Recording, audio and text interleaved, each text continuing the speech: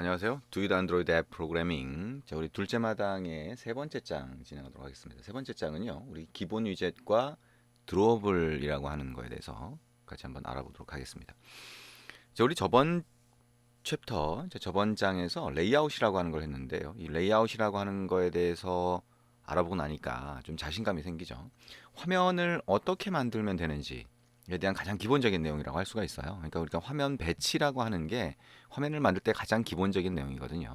그래서 그 안에다가 어떤 버튼이라든가 아니면 글자 또는 이미지 같은 것들을 갖다 배치를 하고 싶은 거죠. 어느 위치에 어디에 갖다 놓냐라고 하는 게 앱을 만들 때 그리고 앱의 화면을 만들 때 가장 기본적인 내용이죠.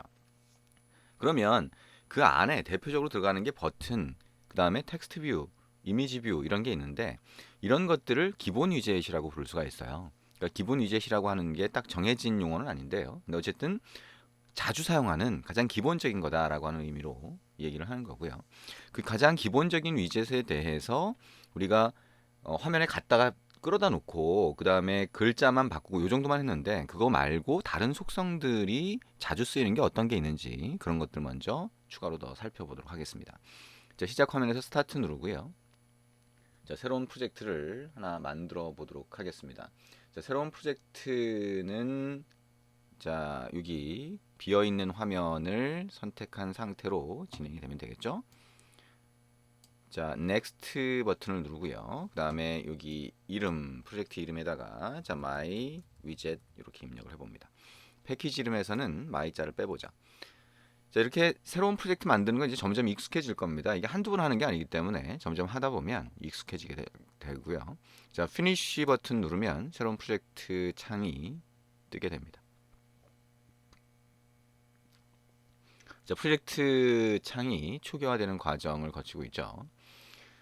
자, 이 프로젝트가 만들어지고 나면 우리가 이제 이전처럼 화면 레이아웃을 구성을 할 텐데, 자, 레이아웃이 목적이 아니고요. 이번에는 얘기한 것처럼 버튼이나 텍스트 뷰가 갖고 있는 다른 속성들이 뭐가 있는지를 살펴보도록 할 겁니다. 자, 아래쪽을 줄여주고요. 왼쪽에 프로젝트 영역도 줄여주고, 그 다음에 액티비티 main.xml 탭을 열어봅니다. 자, 이렇게 가운데 영역을 저는 좀 확대를 했고요. 자, 헬로 월드라고 하는 기본 자, 텍스트 뷰라고 하는 게 들어가 있는데 이거 선택하고 일단 딜리트해서 삭제를 해봅니다.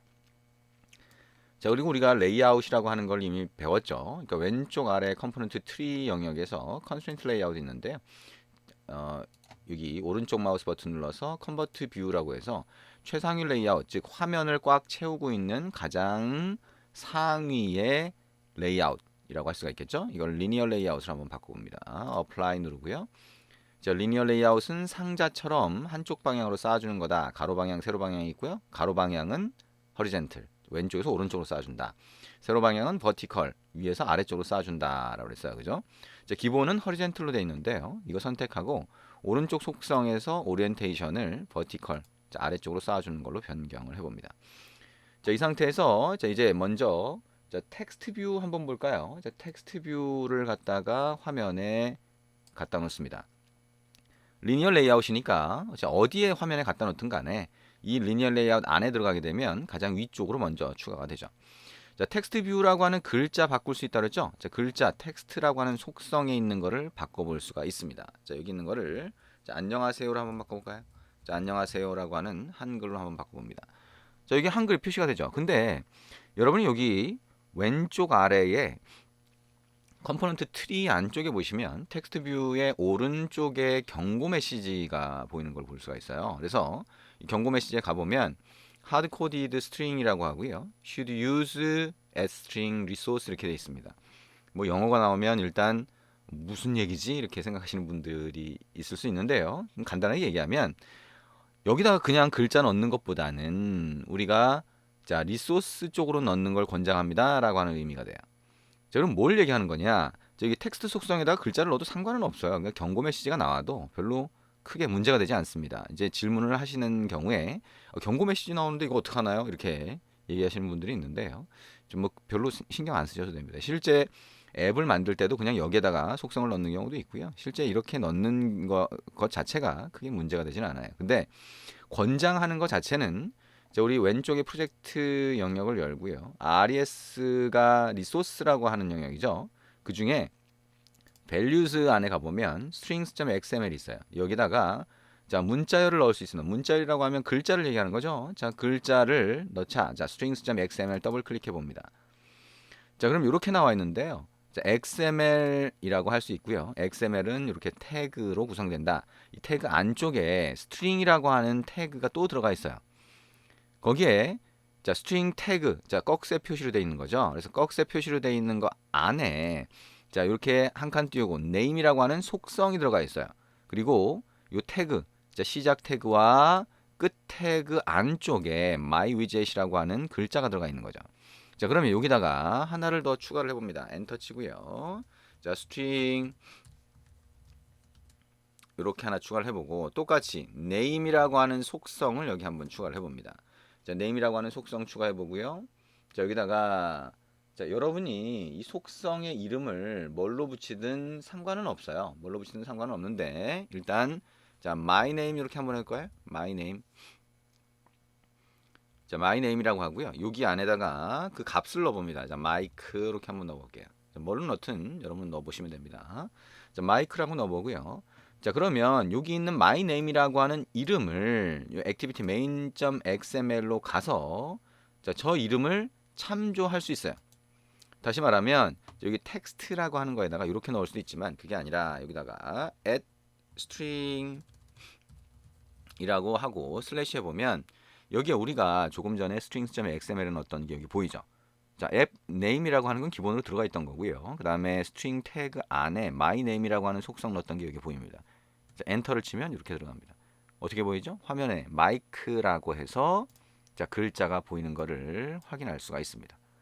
자, 이렇게 자, 여기다가 바로 글자를 입력하는 게 아니라 자, strings.xml에다가 이런 형태로 넣고요. 그 다음에 이 값을 보여주고 싶은 거죠. 그래서 my name이라고 하는 이 속성 이름을 여기서 이렇게 string/myname으로 참조할 수 있다라고 하는 겁니다. 이걸 왜 이렇게 하나? 라고 생각할 수 있는데요.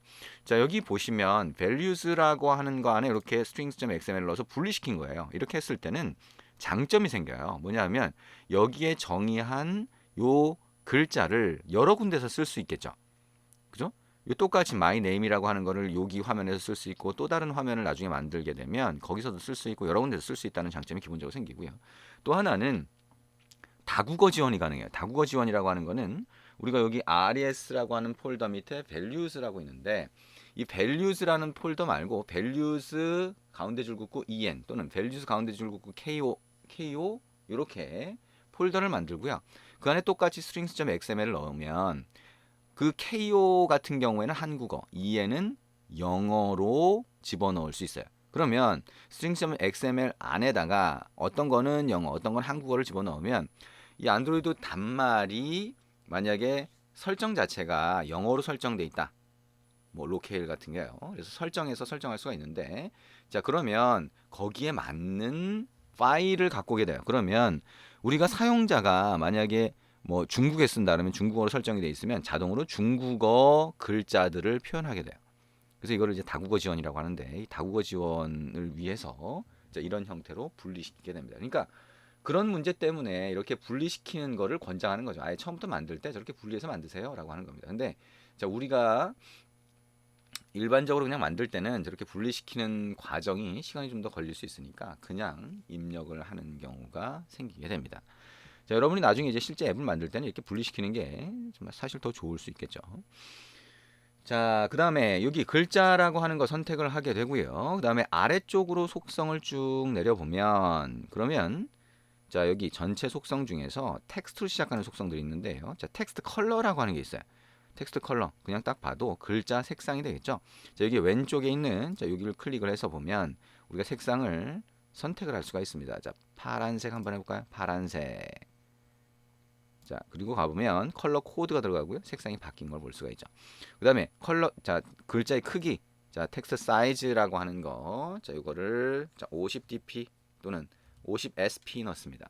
글자는 SP를 권장한다고 했으니까 50sp라고 하는 거 입력하고 엔터 쳐봅니다. 오, 커졌네요. 그죠? 화면의 크기를 좀 줄여봐도 아, 글자가 크게 보이니까 자, 훨씬 잘 구분할 수가 있게 됐네요. 자, 그 다음에 텍스트 스타일이라고 하는 거 있습니다. 자, 텍스트 스타일이라고 하는 거 여기 있죠? 여기 보면 노말이 있고요. 그 다음에 볼드체가 있습니다. 자, 볼드 한번 해보면 볼드체 두껍게 표시되는 걸 볼 수가 있네요. 자, 이렇게 속성을 하나씩 계속 바꿔가 보도록 하겠습니다.